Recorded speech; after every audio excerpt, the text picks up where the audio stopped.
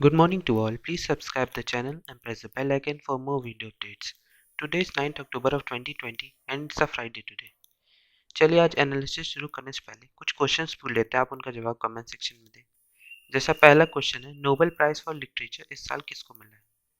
Nobel prize literature के लिए किसको मिला है, ये आपको कमेंट सेक्शन में बताना है। दूसरा क्वेश्चन आता है, कहते हैं वाइस प्रेसिडेंट का रिमूवल किस आर्टिकल में मेंशन है? वाइस प्रेसिडेंट रिमूवल किस आर्टिकल में मेंशन है? चलिए, आप हमारे टेलीग्राम चैनल को भी सब्सक्राइब कर सकते हैं, क्वेश्चन नंबर 247, या डिस्क्रिप्शन पे दी हुई लिंक से कर सकते हैं, जहाँ पर आपको सारे पीडीएफ नोट्स मिल जाएंगे, जहाँ से आप सारे पीडीएफ नोट एक्सेस कर सकते हैं और अपने नोट्स बना भी सकते हैं और पढ़ भी सकते हैं यहाँ से। चलिए आज की एनालिसिस शुरू करते हैं। पहली न्यूज़ देखते हैं हम लोग। पहली न्यूज़ आती है, Q2 records 107% surge in fresh investments कि Chhattisgarh Tamil Nadu gets inflows of 35,771 crore and 23,332 crore का इनफ्लोज मिला है छत्तीसगढ़ और तमिलनाडु को। इसमें बात की गई है फ्रेश इन्वेस्टमेंट प्रपोजल्स की, जो इस वक्त बहुत ज़्यादा बढ़ा है। Second quarter of the year में लगभग 107% का इंक्रीज आया है फर्स्ट क्वार्टर में, जिससे 2,219 new projects entailing investment of 2.19 lakh crore का इन्वेस्टमेंट आया है। तो नए नए प्रोजेक्ट्स जो चालू हुए इन स्टेट्स में बहुत ज़्यादा आया है। आप देख सकते हैं स्टेट्स के हिसाब से फंड्स इनफ्लो। जैसे स्टेट छत्तीसगढ़ में सबसे ज़्यादा इस वक्त इन्वेस्टमेंट हुआ है, 114 प्रोजेक्ट्स में 35,771 करोड़ का बजट आया है, इन्वेस्टमेंट आया है। तो इसी तरह हर स्टेट्स का इसमें दिया गया है। आप एक तरह से देख सकते हैं कि कितना ज़्यादा इन्वेस्टमेंट है। आप मैक्सिमम स्टेट याद कर रखिए कि क्या कहते हैं सबसे ज़्यादा इनफ्लो कहाँ पे, सबसे ज़्यादा इन्वेस्टमेंट आया है। तो तमिलनाडु और छत्तीसगढ़ में देखा जा सकता है कि सबसे ज़्यादा जो इन्वेस्टमेंट हुआ है वो वहीं पे हुआ है। तो इसमें वही कहा गया, private sector investment also recorded significantly rising 87% from the previous quarter. की कहते हैं कि जो प्रीवियस क्वार्टर में प्राइवेट सेक्टर में था उसका 87% इंक्रीज आया। जैसे क्या कहते हैं लॉकडाउन के समय ये जो एक ट्रिगर्ड कर गया था, 23.9% कॉन्ट्रैक्ट हुआ था इकोनॉमी में, वो क्या कहते हैं इन्वेस्टमेंट के कारण वही हुआ था कि इन्वेस्टमेंट उतना ज़्यादा उस वक्त नहीं हो रहा था। हमने देखा कि on a year basis fresh investment जुलाई और सितंबर में वर स्टिल 11.32% लोअर की। जुलाई और सितंबर में तब भी क्या कहते हैं इन्वेस्टमेंट, फ्रेश इन्वेस्टमेंट जो थे वो कम थे, 11.32% का लोअर जो as the rest of the years रहते थे। तो उसमें वही देखा गया, but marked a sharp recovery from investment in the first quarter that were nearly 73% lower. की कहते हैं जो फर्स्ट क्वार्टर में हुआ वो 73% लोअर था। Among the state Chhattisgarh receive the most investment in the second quarter. की छत्तीसगढ़ ने सबसे ज़्यादा इन्वेस्टमेंट मिला है सेकेंड क्वार्टर में। उसके बाद तमिलनाडु को, which top fresh investment in the first quarter. कि जैसे हमने देखा है कि project today's latest report on investment announcements में कहा गया जुलाई टू सितंबर क्वार्टर में Karnataka was third in the list followed by Gujarat and Maharashtra. की सबसे ज़्यादा छत्तीसगढ़ में इन्वेस्टमेंट मिला प्रोजेक्ट्स में, उसके बाद तमिलनाडु, फिर उसके बाद कर्नाटका, फिर उसके बाद गुजरात और महाराष्ट्र। तो इन स्टेट्स में सबसे ज़्यादा प्रोजेक्ट्स क्या कहते हैं खड़े हुए हैं, सबसे ज़्यादा प्रोजेक्ट्स में इन्वेस्टमेंट भी हुआ है, यह इसमें बताया गया है। चलिए अगली न्यूज़ देखते हैं। अगली न्यूज आती है, infection spreading from offices to families. ऐसा नोट किया है एनसीडीसी की रिपोर्ट में। NCDC national centre for disease control की रिपोर्ट में ऐसा माना गया है कि इन्फेक्शन स्प्रेड हो रहा है बहुत तेजी से इस वक्त। क्या कहते हैं ऑफिसेज टू ऑफिसेज, क्या कहते हैं ऑफिस टू फैमिली। तो इस तरह की कॉन्टैक्ट ट्रेसिंग की जरूरत है। इसमें वही कहा गया, contact tracing in Delhi limited since the beginning needs to be rationalise. कि कॉन्टैक्ट ट्रेसिंग की ज़रूरत है दिल्ली में, क्योंकि वो ऑफिस टू फैमिलीज अब स्प्रेड होने लगा है। तो आप देख सकते हैं कि इसमें जैसे दिखाया गया एक दिल्ली रेजिडेंट को टेस्ट किया जा रहा है कोविड-19 पे। तो फैमिलीज से चेक करने से पहले आपको ऑफिस में इन्फेक्शन को रोकना होगा।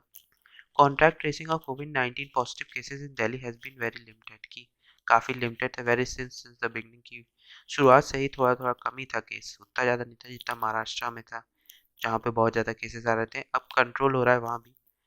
तो क्या कहते हैं it needs to be more nationalise, की इसको थोड़ा और रेशनलाइज की जरूरत है, ऐसा रिपोर्ट में कहा गया एनसीडीसी के, national centre for disease control.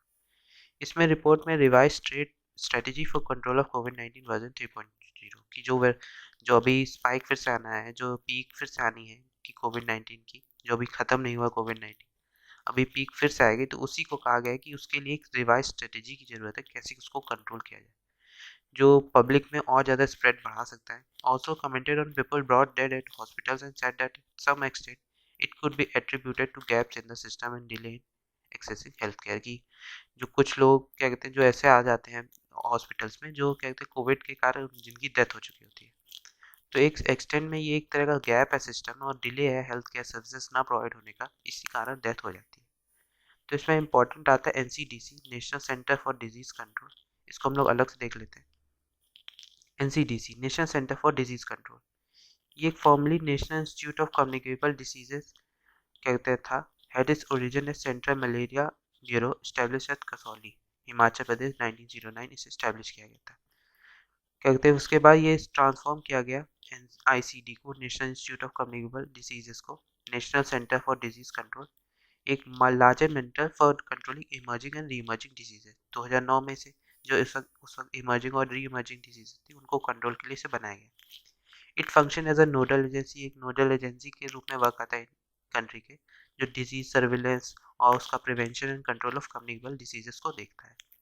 ये एक नेशनल लेवल इंस्टीट्यूट भी है जो training, specialise man power for public health, laboratory sciences and entomological services provide करने के लिए वर्क करता है.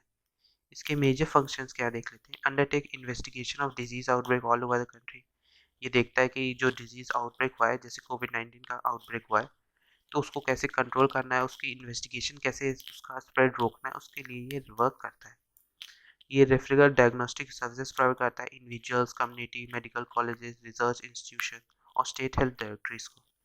ये generation and dissemination of knowledge in various areas जैसे एपिडेमियोलॉजी हो गया, सर्विलेंस, लेबोरेटरी, इन स्टडीज़ की इनकी नॉलेज में अपनी इंगेजमेंट बढ़ाता है जिससे वो कोई हेल्प कर सके.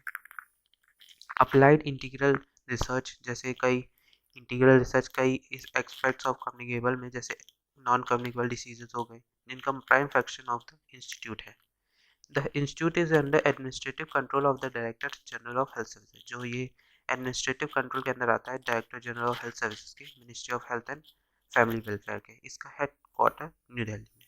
आप ये जरूर याद रखिएगा, एनसीडीसी का, national centre for disease control का हेड क्वार्टर न्यू दिल्ली में. एज अ एमसीक्यू भी ये कभी कभी पूछा सकता है और आप कभी कोड भी कर सकते हैं. तो हेड क्वार्टर मेनली आप याद रखिए और इसके फंक्शन आप याद हो ही जाते हैं अपने आप. चलिए, अगर आपने चैनल को सब्सक्राइब नहीं किया है तो चैनल को सब्सक्राइब कर दें और प्लीज़ लाइक बटन जरूर दबा दें. चलिए देखते हैं अगली न्यूज़. न्यूज़ आती है rules frame to tackle fake news on social media, की नए न्यूज़ बनाए जा रहे हैं, कई क्या कहते हैं रूल्स बनाए जा रहे हैं जिससे ये फेक न्यूज़ जो सोशल मीडिया में फैलती है उसको कंट्रोल करने के लिए. सेंट्रल गवर्नमेंट ने कहा है इसमें कि has inform the Delhi high court that it was aware of the dangers of fake news on social media, कि वो अवेयर था फेक न्यूज़ जो सोशल मीडिया प्लेटफॉर्म में जैसे फेसबुक हो गया, गूगल, ट्विटर में जो फेक न्यूज़ फैलती है उनको कंट्रोल करने के लिए नई गाइडलाइंस की ज़रूरत है, जो नए रूल्स बनाएगी, जो क्या कहते हैं invest information technology intermediate guidelines rules होंगे. तो इसमें कहा गया कि ministry submission came in response to a petition, एक फाइल हुआ था आरएसएस आइडियोलॉज जो के एन गोविंदाचार्य हैं उनके, seeking removal of fake news and hate speech being circulated on social media and online platform, जो क्या कहते हैं हेट स्पीच और सोशल मीडिया में क्या कहते हैं फ्लो कर रहा था या जो ऑनलाइन प्लेटफॉर्म में, तो उस पर एक आरएसएस के आइडियोलॉज हैं के एन गोविंदाचार्य, उन्होंने एक पेटिशन फाइल की. तो उसी पे क्या कहते हैं सेंटर ने अपना डिसीजन दिया, बताया हाईकोर्ट को कि नए रूल्स नए गाइडलाइंस गवर्नमेंट लाने वाली है जिससे ये फेक न्यूज़ जो फैलती है प्लेटफॉर्म में किसी भी सोशल प्लेटफॉर्म में उसको कंट्रोल किया जाए. चलिए अगली न्यूज़ देखते हैं. अगली आज का पहला एडिटोरियल आता है scissoring the DNA, the huge potential of the gene editing tool decided the chemistry Nobel. इस साल का जो नोबेल प्राइज फॉर केमिस्ट्री मिला है वो क्या कहते हैं जीन एडिटिंग टूल के लिए मिला है, जो सीजर होती है उसके लिए ही मिला है. इसमें वही कहा गया that scientist who pointed the revolutionary CRISPR CRISPR Cas9 gene editing technology, जो एक बिगेस्ट गेम चेंजर हो सकता है बायोलॉजी में इन रिसेंट ईयर्स. उसने उन्हें क्या कहते हैं नोबेल प्राइज देना चाहिए था और दिया गया है, ये अच्छी बात है. इसमें वही बात की गई है. It was only a question of when and who can get recognise for the work done to develop the tool.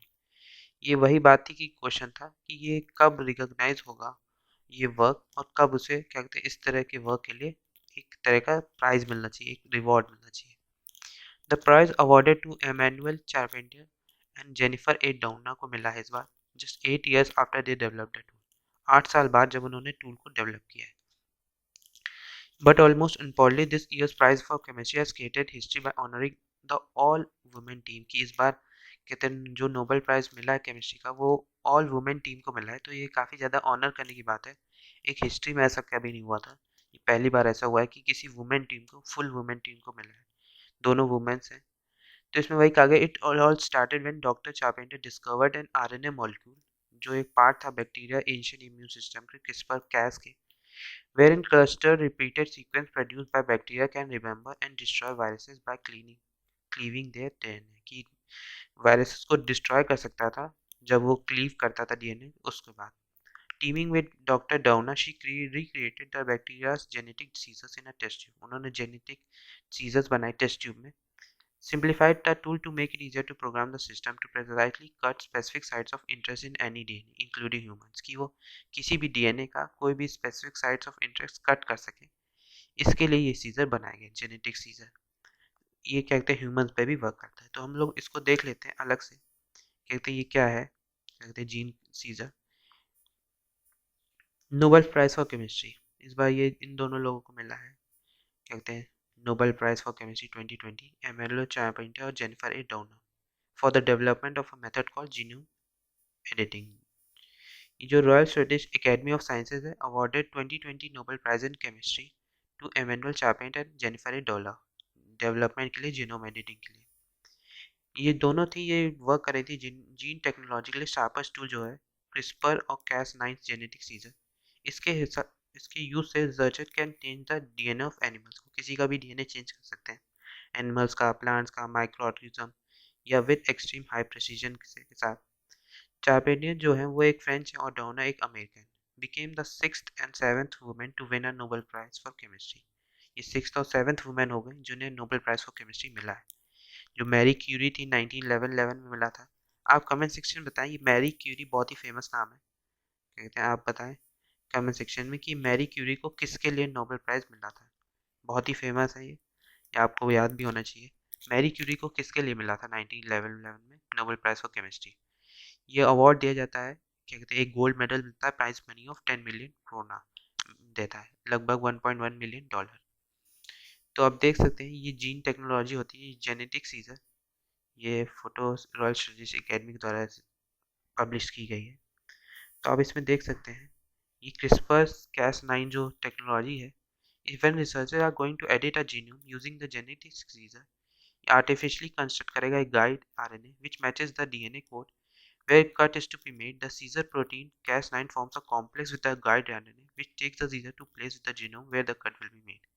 कि ये अपनी तरह अपने आप कहते सीजर को ले जाएगा जहाँ पे जीनोम कट बना सकता है।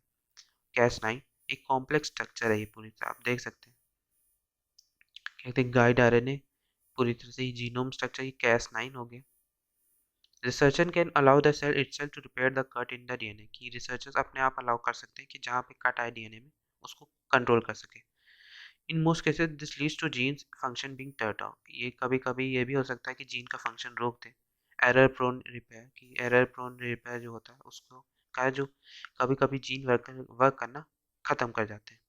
इफ द सेकेंड हो सकता है कि इसका कि if the researchers want to insert repair और edit a gene they can specially design a small DNA template, कि अगर किसी जीन को कंट्रोल रिपेयर कर सकते हैं, करना चाहते हैं या इंसर्ट करना चाहिए या एडिट करना चाहते हैं, तो वो एक स्मॉल डीएनए बना सकते हैं। ये this cell can use a template when it repairs the cut in the genome. So the cut in the genome is changed. तो इसके कारण ही जो कट होता है जीनोम में वो चेंज हो सकता है। तो ये जीन सीजर टेक्नोलॉजी है जो उन्होंने जीनोम सीजर डेवलप किया है। चलिए अगली न्यूज़ देखते हैं, अगला एडिटोरियल। अगला एडिटोरियल आता है अवॉइडेबल अनसर्टेनिटी, कि appointment process for critical financial policy rule needs an overhaul, कि जो अपॉइंटमेंट प्रोसेस है क्रिटिकल फाइनेंशियल पॉलिसी रूल्स का उसके लिए एक ओवरहॉल की जरूरत है, इसमें वही बात की गई है। जैसे हमने देखा reserve bank of India will release its third bimonthly monetary policy statement 2020-21 के लिए on October 9 instead of October 1। अक्टूबर 1 को जो रिलीज होना था वो अब अक्टूबर 9 को रिलीज होगा, इसका मतलब आज, एज ओरिजिनली इन्वेस्टिगेट। ये एक कल्मिनेशन होगा 3 day review of the pulls and pressure in the economy जो मॉनेटरी पॉलिसी कमेटी के द्वारा हुआ था। ये रिव्यू हुआ था on Wednesday instead of September 29 after RBI had to reschedule it on the eve of the meeting following the government failure to appoint 3 nominees to the 6 member committee. जो 6 member committee है उसमें जो government को अपना appoint करने थे 3 nominee उस वो नहीं कर पाया था, इसीलिए ये अब वेडनेसडे को हुआ था। तो इसमें इंपॉर्टेंट आता है RBI, reserve bank of India और मॉनेटरी पॉलिसी कमिटी। इसको हम लोग अलग से देख लेते हैं। रिजर्व बैंक ऑफ इंडिया इसे स्टैब्लिश किया गया था 1 अप्रैल 1935 को in accordance with the provision of reserve bank of India act 1934। इसका पहले ऑफिस था, इसे स्टैब्लिश किया गया था कलकत्ता में, फिर परमानेंटली मूव कर दिया गया मुंबई में 1937 में। सेंट्रल ऑफिस में ही जहाँ पे गवर्नर बैठे थे और जहाँ पे पॉलिसीज फॉर्मुलेट की जाती थी। ये पहले पूरी तरह से प्राइवेटली ओन था, लेकिन मोनेटाइजेशन इन 1949 इसे पूरी पूरी तरह से गवर्नमेंट ऑफ इंडिया की तरफ ले आया गया। स्ट्रक्चर क्या है इसका? The reserve bank affairs are govern by central board of directors की सेंट्रल बोर्ड ऑफ डायरेक्टर्स के द्वारा क्या कहते हैं अपॉइंट किए जाते हैं, इसके सारे अफेयर्स चेक किया जाते हैं, गवर्न किया जाते हैं। द बोर्ड जो है वो अपॉइंट किया जाता है गवर्नमेंट ऑफ इंडिया द्वारा in keeping with the reserve bank of India act. Reserve bank of India act के तहत ही उन्हें अपॉइंट किया जाता है। जो डायरेक्टर होते हैं वो अपॉइंट या नॉमिनेट किए जाते हैं 4 साल के लिए। अब देखते हैं मॉनेटरी पॉलिसी कमिटी क्या है। ये बनाई गई थी 2016 में, ये आप याद रखिएगा monetary policy committee. It was created to bring transparency accountability in deciding monetary policy की ट्रांसपेरेंसी लाना, अकाउंटेबिलिटी लाना मॉनेटरी पॉलिसीज जो है उनमें। ये determines the policy interest rate required to achieve the inflation target की ये इन्फ्लेशन टारगेट अचीव करने के लिए एक पॉलिसी इंटरेस्ट रेट भी अप्लाई करती है। Committee comprise of 6 member, 6 members इसमें है। वे आरबीआई गवर्नर जो होते हैं वो एक एक्स ऑफिशियल चेयरमैन होते हैं। 3 मेंबर्स आर फ्रॉम आरबीआई और 3 मेंबर्स जो गवर्नमेंट के द्वारा अपॉइंट किए जाते हैं। Inflation target is set to once in a 5 year कि इन्फ्लेशन टारगेट सेट किया जाता है 5 साल में एक बार। It is set by the government of the India. ये सेट किया जाता है inflation target government of India के द्वारा कंसल्ट करके रिजर्व बैंक के साथ। करेंट इन्फ्लेशन टारगेट जो है वो पैक्ड एट 4% है with -2 to +2 tolerance till March 31, 2021। जो करंट इन्फ्लेशन टारगेट है वो 4% है, -2 टू +2 टॉलरेंस, ये March 31 तक है। चलिए अगली न्यूज़ देखते हैं। आज की अगली न्यूज़ आती है ahead of festive season PM kicks off new campaign की। जैसे हमने देखा है कि फेस्टिव सीजन आना है, तो इसमें ही हमारे पीएम ने नया एक कैंपेन चालू किया, Jan Andolan faces practice to curb कोविड-19 स्प्रेड की। कोविड-19 की स्प्रेड को रोकने के लिए जन आंदोलन की बात की गई है। थर्सडे को कहते हैं कल ही प्राइम मिनिस्टर ने कहा कि जन आंदोलन फॉर कोविड-19 बहुत ज़्यादा जरूरी है। ये कैंपेन लॉन्च किया गया इन view of the upcoming festival season of winter season जो आने वाला है। ओपनिंग ऑफ द इकोनॉमी, जो इकोनॉमी को ओपन कर रहा है धीरे धीरे, इकोनॉमी जो कॉन्ट्रैक्ट की थी वो सही हो रही है। ये एक तरह से low cost high intensity campaign होगा with a key message to wear mask and follow physical distancing, maintain hands and hygiene. तो इन सबको मेंटेन करने के लिए इसे बनाया गया है। ये लॉन्च किया गया है वर्ल्ड हेल्थ ऑर्गेनाइजेशन के द्वारा, has been even launch as even as the जो urged country to plan for efficient roll out of कोविड-19 वैक्सीन की। जब तक कोविड-19 वैक्सीन नहीं आती तब तक डब्ल्यूएचओ ने कहा कि इस तरह की कैंपेन आप चालू करें जितने भी कंट्रीज हैं, जिससे जो कोविड-19 स्प्रेड है उसको रोका जाए।